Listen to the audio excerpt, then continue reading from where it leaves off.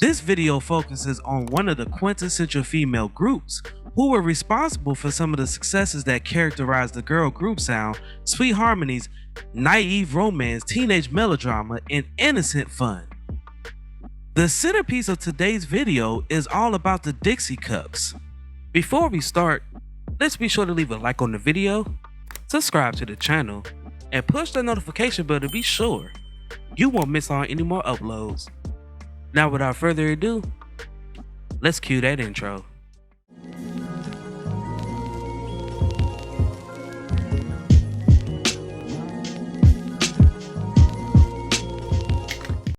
The Dixie Cups' initial lineup featured sisters Barbara Ann and Rosalie Hawkins, as well as their cousin Jane Marie Johnson.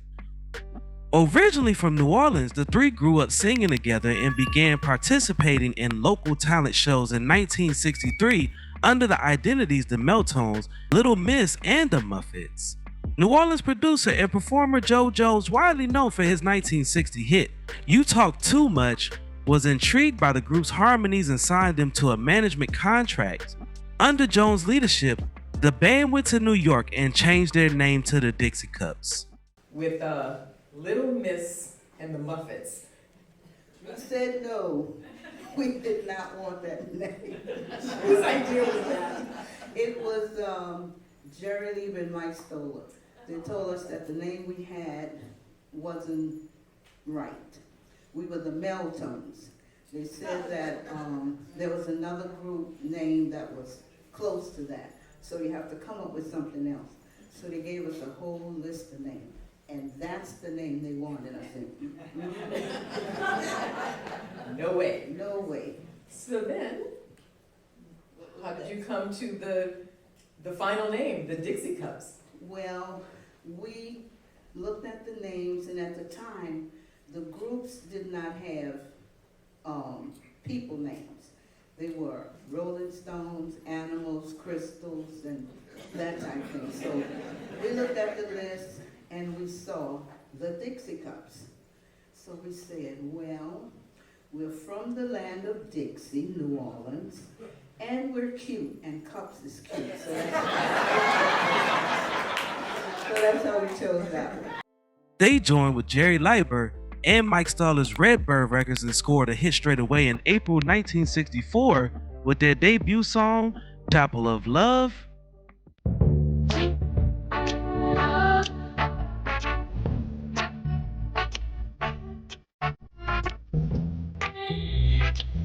Spector had previously recorded renditions of Chapel of Love by the Crystals and the Rhinettes, but neither demonstrated the song's promise.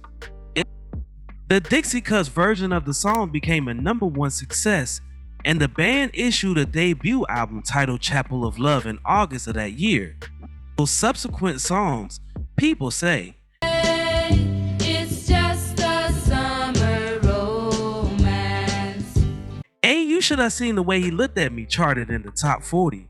you should have seen the way he looked at me, but I tell you, he really During a break in the studio, the Dixie Cups began jamming on a traditional Mardi Gras song, Iko Iko, which the sisters had learned from their mother.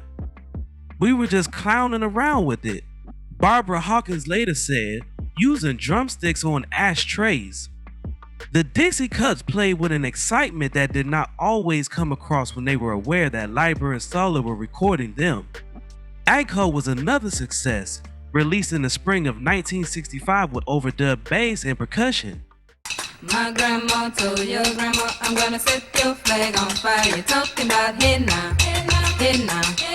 The group's second album, Riding High, was released in 1965 on the ABC Paramount label, and they recorded several more singles before going on hiatus in 1966. The Hawkins sisters returned to Louisiana to work as models before forming the Dixie Cups in 1974 with new vocalist Del Mickle. Mickle was eventually replaced by Athea Neville Gabriel, and they continued to perform on the oldies touring circuit. Rosalie Hawkins, a founding member, passed on January 11, 2022 at the age of 76. Now, before we go, I have a question for you all. What is your favorite song from the Dixie Cups?